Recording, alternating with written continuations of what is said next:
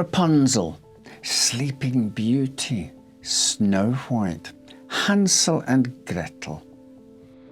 You'd be hard-pressed to find an adult or a child who isn't familiar with at least one of these fairy tales.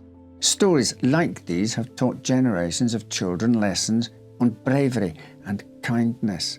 They've shaped the work of authors, becoming a vessel for preserving folklore and national identity, and yes, even become the basis for much of Disney's intellectual property.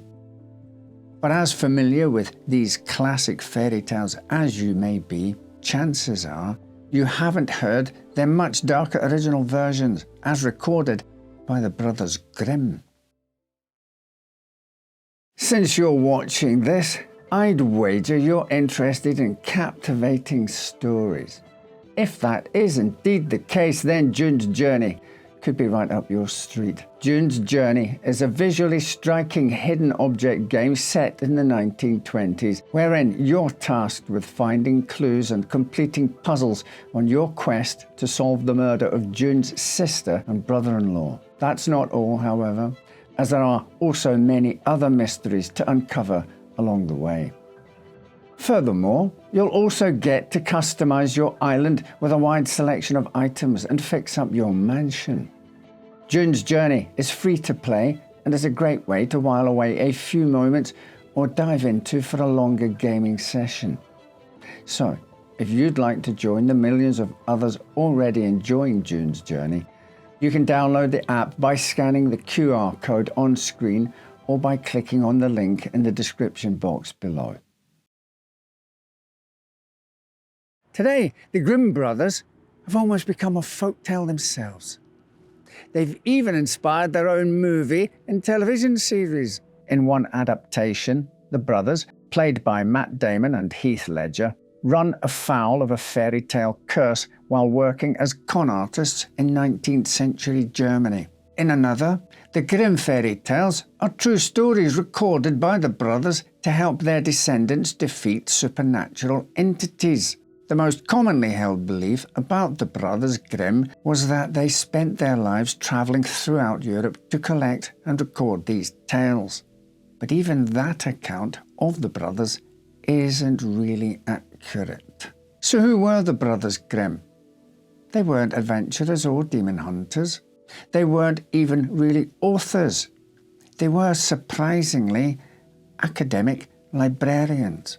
Jakob and Wilhelm Grimm were born in 1785 and 1786 in Hanau, Germany. They spent their childhood in the countryside town of Hanau, where their family enjoyed prosperity and prominence. The brothers were privately educated by tutors at the family's large home until their father died unexpectedly in 1796. The burden of providing for their mother and their siblings drew the two elder brothers together, becoming inseparable for most of their lives. Jakob and Wilhelm studied law at the University of Marburg, but while there, they developed an interest in philology, the study of language in oral and written historical sources.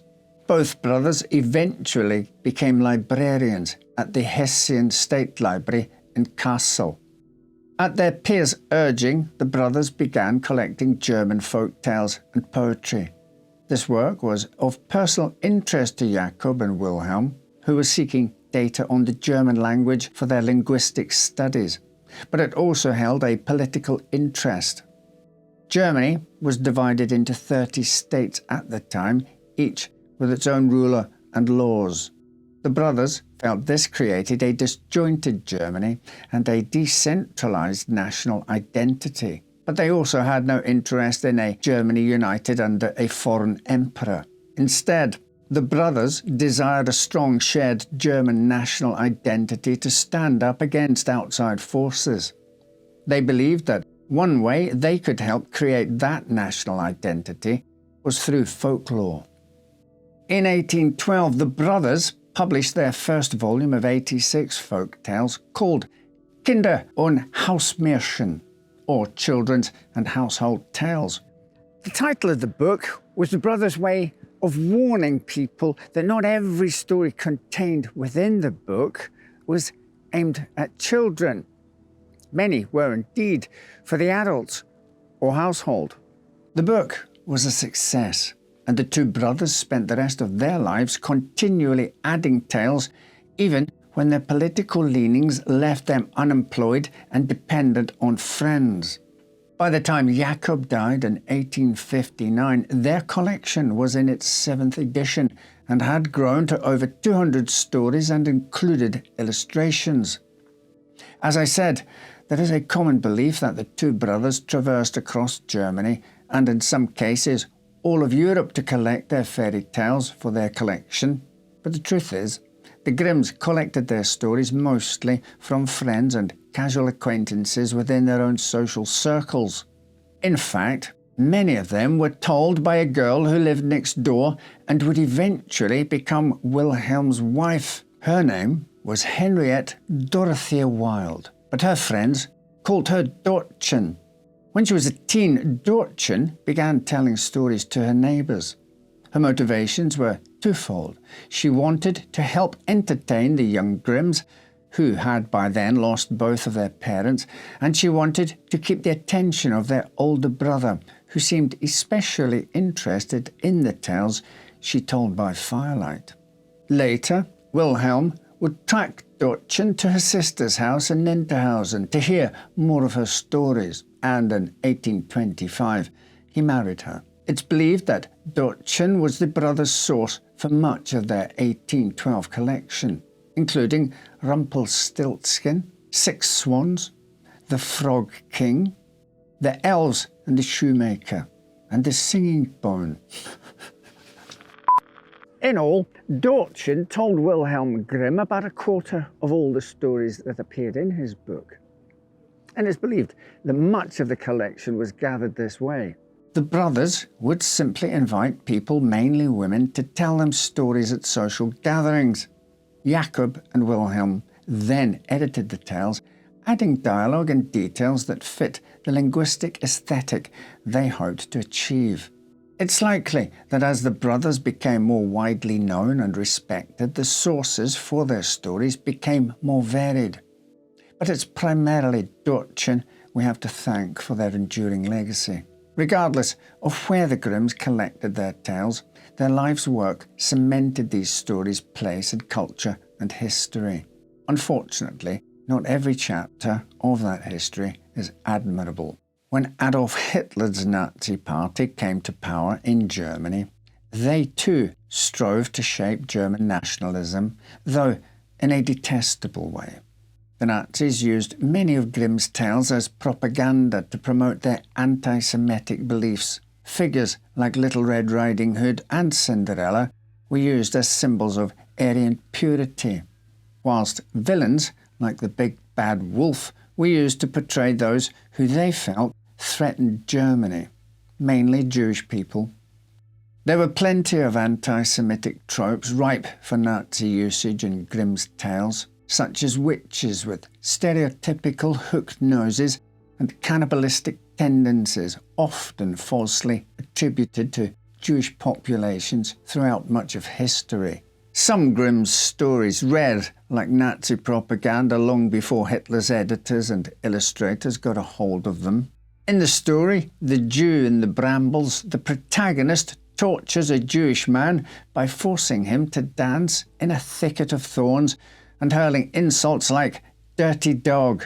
The torment only stops when the Jewish man offers up his own money, and later a judge decides a Jewish person would never voluntarily give away money. The man is named a thief and is hanged. The effectiveness of using classic Grimm tales to propagandize German children was so great that many schools in Allied countries banned the fairy tales following World War II. Today, the stories have been reimagined in new contexts that distance the classic characters from their sordid past.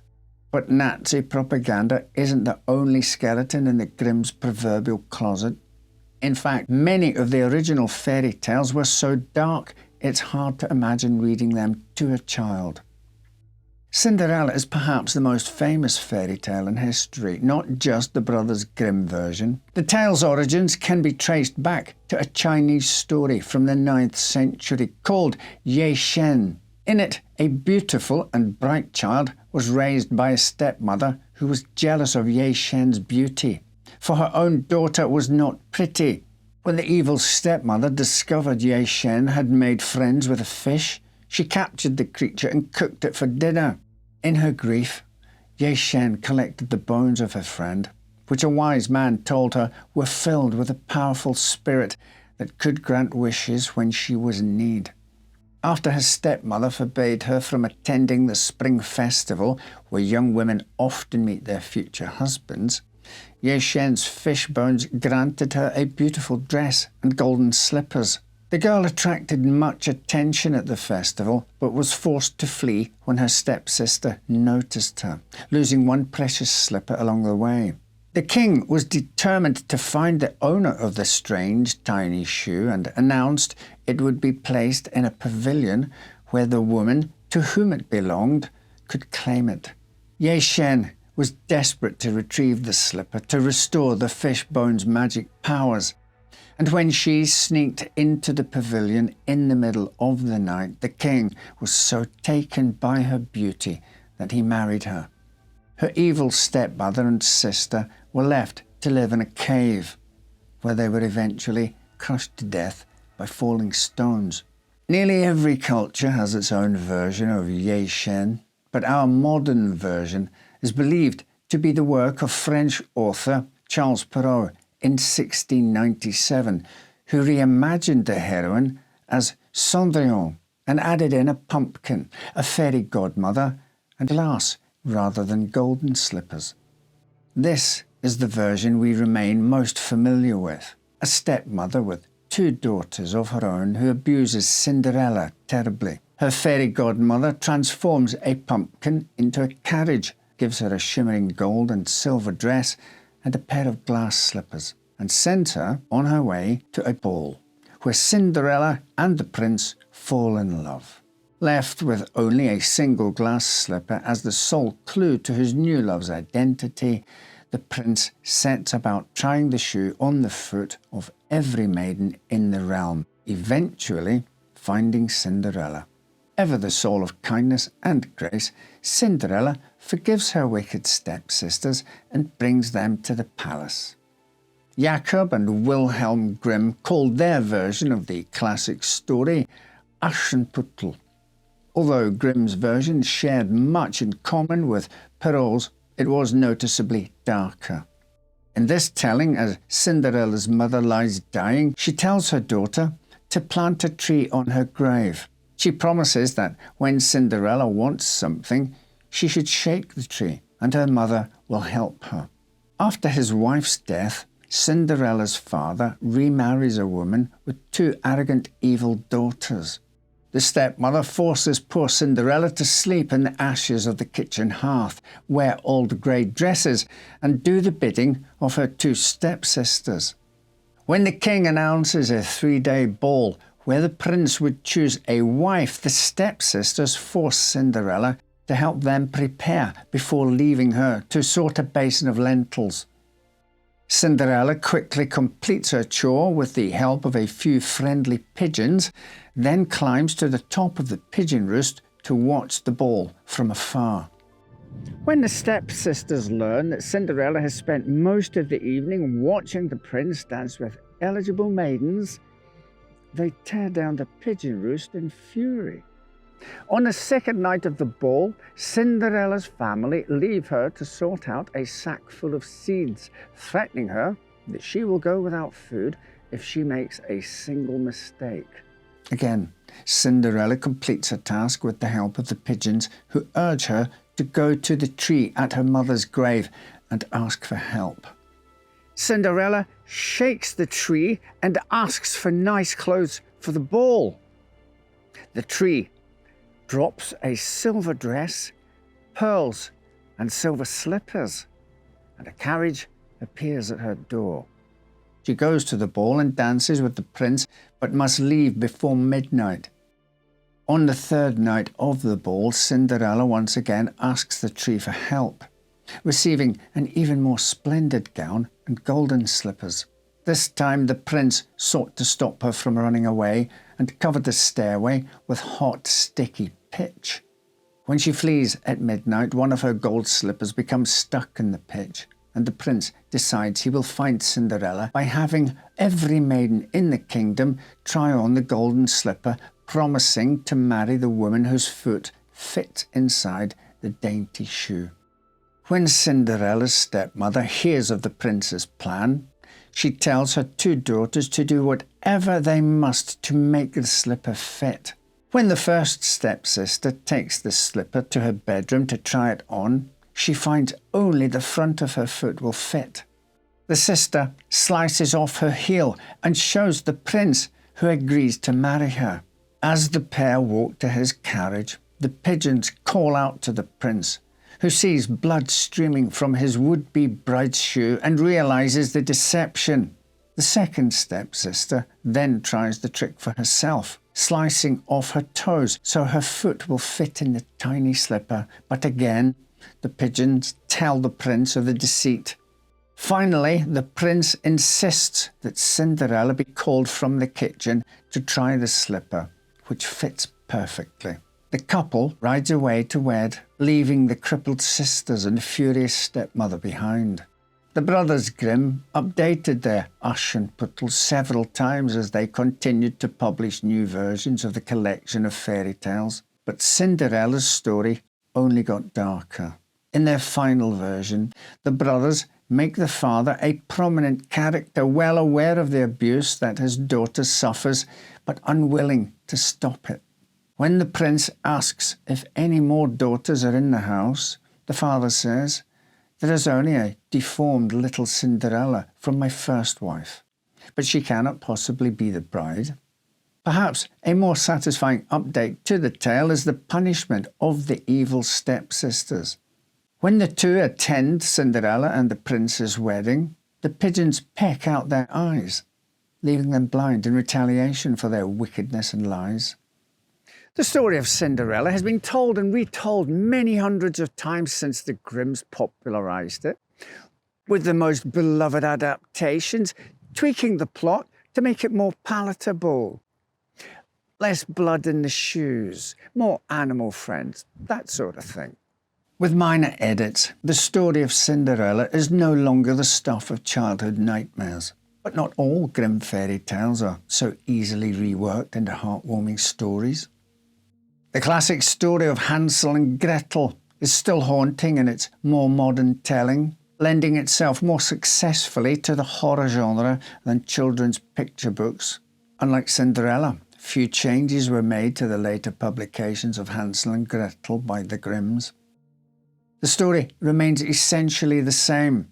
A woodcutter and his family are suffering through a great famine. The wife convinces the woodcutter to abandon his two children in the woods to save herself and her husband.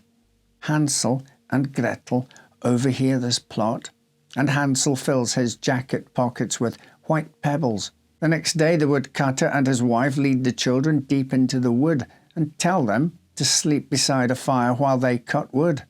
The children awaken and discover they are alone. But thanks to Hansel secretly dropping pebbles on their way into the woods, they can follow the trail home.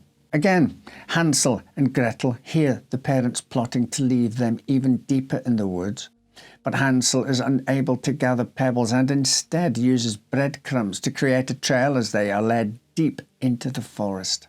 But when they try to follow the trail home, the children discover birds have eaten the crumbs. They wander the forest for days until they come across a little house made from bread, with a roof made of cake and windows of clear sugar. Whilst eating pieces of the house, a very old woman appears, inviting them inside, promising to keep them safe. But the old woman is really a witch, and poor old Hansel soon finds himself trapped in a cage being fattened up for the witch to eat. And Gretel is forced to haul water, build fires, and eat nothing but crayfish shells. Hansel fools the witch, who cannot see well, by sticking a chicken bone through the bars of his cage each morning when the witch checks to see if he's fattened up enough to cook. Eventually, the witch grows impatient and decides to eat Hansel, skinny or not. For good measure, she plans to trick Gretel into climbing into the oven to check the temperature, then trap her inside and cook her too. But Gretel realizes the witch's plan and asks the old woman to show her how to climb inside. When she does, Gretel pushes her in, slams the door, and the witch burns up. The children find chests full of pearls and precious stones inside the witch's house and fill their pockets with the treasures before finding their way back to the father's house. Hansel and Gretel's father is overjoyed his children are well and tells them that his wife has died while they were away. With the riches they took from the witch's bread house, the trio can live happily ever after. While the house made of bread and cake was purely imaginary, the circumstances that led to Hansel and Gretel being abandoned in the forest were chillingly very real. Families often went hungry in medieval Europe, but this fairy tale was likely inspired by the Great Famine of 1315. Across much of the continent, it rained nearly constantly throughout most of the summer and autumn of 1314, and then through most of the next 2 years. Crops rotted, harvests yielded nothing, and livestock drowned or starved. As supply dwindled, food prices soared. It was reported that even the King of England had difficulty procuring bread, since grain had to be dried before it could be used to bake. By the winter of 1315-1316, many peasants had resorted to eating the seed grain they had stored for planting in the spring. In some areas, people were forced to kill their dogs and horses for meat. There were even rumours of cannibalism. Starving and terrified, many resorted to unthinkable lengths to feed themselves and their families. They begged, stole, and even murdered for scraps of food. Many of the elderly voluntarily starved themselves so that the younger generations of their families could survive. However, there were many reports of infants and younger children being killed or abandoned to save their parents the heartache of watching them starve to death, or, like Hansel and Gretel's mother, to ensure they had enough food for themselves. It's estimated that about 5 to 15% of the entire population of Northern Europe died from starvation or related diseases. By the time the Grimms recorded the story of Hansel and Gretel, the Great Famine was a distant enough memory to be fodder for fairy tales. But there was a time when being left to starve in the forest only to stumble across a woman who wanted to eat you was perhaps more of a cautionary tale than a fantasy. With so much of Disney's success built on the foundations of Grimm's fairy tales, it's unsurprising that the company's first ever full-length animated film was a retelling of a Grimm classic, Little Snow White. The Disney version has plenty of darkness, with a wicked queen bent on killing her stepdaughter, a poisoned apple, and a terrifying talking mirror that calls to mind the classic Bloody Mary sleepover game of trying to summon a ghost in a dark bathroom. However, the Grimm version is even darker, starting with the little included in the title of their tale. In its original version, Snow White is not a young woman or even a teenager. She's 7 years old when her stepmother learns from her magic mirror that Snow is the fairest maiden in the kingdom. Overcome with envy, the evil queen summons a huntsman to take the child into the forest and kill her, asking him to bring back Snow's lungs and liver to prove she is dead. Just as the huntsman is about to stab her heart, Snow White convinces him to let her run away into the forest instead. Certain that wild animals would soon kill her anyway, the huntsman lets her go and brings the queen the lungs and liver of a young boar instead. The queen orders the cook to boil them with salt and settles into a meal of what she believes are the organs of her small stepdaughter. Meanwhile, Snow White finds her way to the home of 7 dwarves who agree to let her stay if she will keep the house, cook, make beds, wash, set and knit for them. When the queen asks her magic mirror again, "Mirror, mirror on the wall, who in this land is fairest of all?" she is shocked that Snow White is still alive and 1,000 times fairer than she is. The queen disguises herself as an old peddler woman and goes to the home of the 7 dwarfs, where she convinces Snow to try out the lace bodice braided from coloured silk. The queen laces Snow's bodice so tightly the child drops dead, or so the queen thinks. The dwarfs save Snow, and again the queen learns from the mirror that her stepdaughter is still alive. Again, she disguises herself as a peddler, tricking Snow into buying a poisoned comb. The dwarfs save Snow White for a second time, but when the queen returns with a poisoned apple, they are unable to revive Snow again. The dwarfs cried over Snow White's body for 3 days, but still she had rosy cheeks and appeared too alive to bury. Instead, they built a transparent glass coffin for Snow White and placed her on a mountainside, where she lay for a long, long time, never decaying. Eventually, a prince found the coffin and fell so in love with the dead girl that he begged the dwarfs to let him take her home. The prince refused to be parted from Snow and forced his servants to carry the coffin alongside him wherever he went. One day, a servant became so angry about hefting the glass coffin to and fro that he opened the case and hit Snow White. The blow dislodged the piece of the poisoned apple from her throat, and Snow White woke up. The overjoyed prince told her she would become his wife the next day.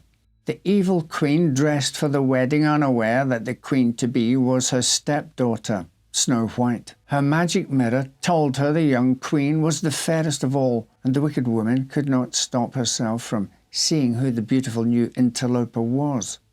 After the queen discovered it was Snow White, she was presented with a pair of iron shoes heated over burning coals. The evil queen was forced to step into the red-hot shoes and dance until she fell dead. Apparently, the Brothers Grimm had something of an affinity for mutilating the feet of their villains. There are many other instances where the Grimm's version of well-known fairy tales contain far more sinister elements than their contemporary counterparts. In the original version of Little Red Riding Hood, titled Little Red Cap, the big bad wolf arrives early and eats both the grandmother and Red. A passing woodcutter checks on Grandma and finds the wolf asleep in her bed. The woodcutter slices the wolf's stomach open, and both Red and her grandmother climb out. The trio fills the wolf with stones and celebrates their cleverness. In Grimm's Rapunzel, the girl with the long hair trapped in the tower is impregnated by her visiting prince, who throws himself from the tower window in grief after believing the sorceress has killed Rapunzel. The prince falls into thorns that poke out his eyes and wanders the forest, blind, for many years. Meanwhile, Rapunzel has been secreted away by the sorceress to live in the wilderness with the twins she gave birth to. The pair are eventually reunited and live happily ever after. It's easy to see why the original versions of these tales were heavily edited in modern times, but some were so dark that they've been left to languish in the Grimm collection, too disturbing to be modernized by even the fairy tale miners at Disney, or even Cocomelon. Perhaps the most horrific of all these is Jacob and Wilhelm Grimm's The Juniper Tree. Here is the story. A wealthy man and his beautiful, pious wife wished desperately for a child, but remained alone despite praying day and night. One day, the wife stood in front of their house eating an apple beside a juniper tree. While peeling the apple, she cut her finger and the blood fell into the snow. The woman looked at the blood and said, "If only I had a child as red as blood and as white as snow." Her wish was granted, and she became pregnant but grew very sick. She made her husband promise to bury her beneath the juniper tree. And when her son, red as blood and white as snow, was born, the woman was so happy she died. Her husband buried her beneath the tree, and though he grieved her greatly, he eventually remarried. The rich man and his second wife had a daughter together, and the wife began to resent the little boy who would inherit his father's wealth instead of her daughter. She took her anger out on the child, abusing him so terribly that the snow-white boy was terrified every moment he was at home. One day, the woman's little daughter, Marlene, asked her mother if she might have a beautiful ripe apple from a chest with a large heavy lid and sharp iron lock. The woman gladly gave her child the sweet fruit, but became filled with rage when Marlene asked if her brother might have one too when he returned from school. When the boy returned, the woman told him to take an apple from the chest, and as he bent over the fruit, the woman slammed down the heavy lid of the chest, slicing the boy's head off.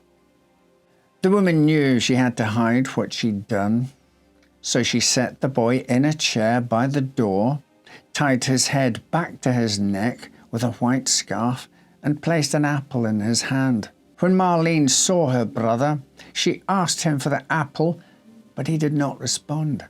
Marlene told her mother about the boy, sitting so still and white and not answering her, and the woman told her daughter to ask again, and if he would not answer, to box his ears. So Marlene returned to her brother and asked again if she might have the apple he had held.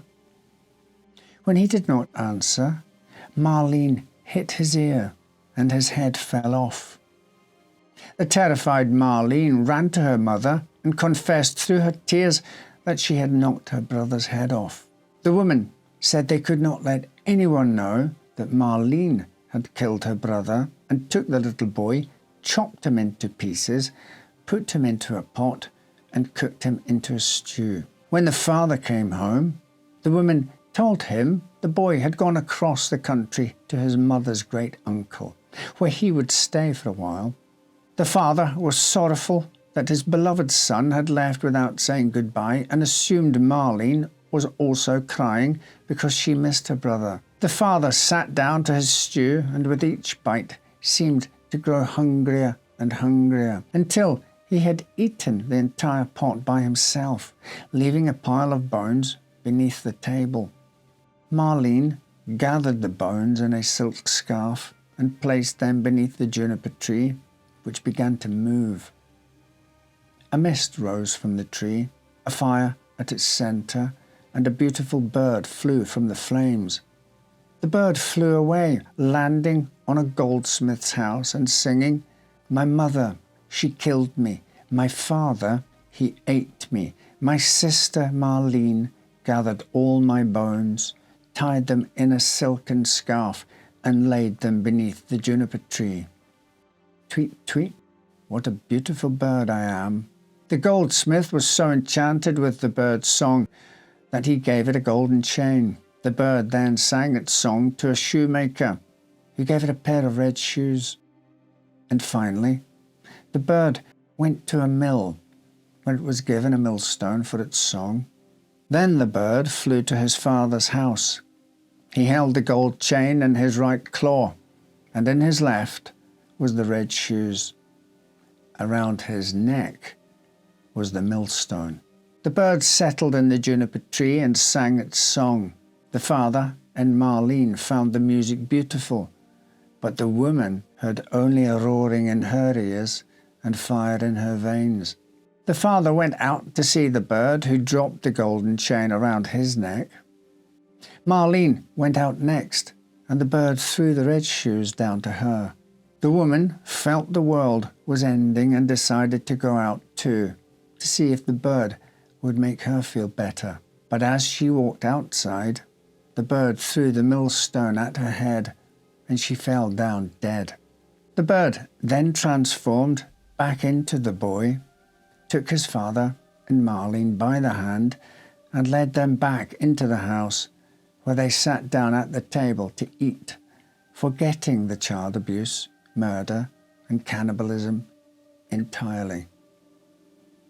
The evolution of Grimm's fairy tales from their original dark and often gruesome narratives to the sanitized versions we know today reflects societal changes in values, norms, and the purpose of storytelling. Many of these stories were initially intended as cautionary tales that mirrored the harsh realities of early 19th century life, and their evolution into the more romanticized fairy tales we know today has allowed them to remain relevant for centuries. And though we would not share these dark versions with children now, revisiting them in their most sinister form is still endlessly entertaining. Thank you for watching, and thank you to this episode's sponsor, June's Journey. You can start playing immediately by following the link in the description or scanning the QR code on screen. Right then, take care, and I'll see you next time with another story to make you say, "Well, I never."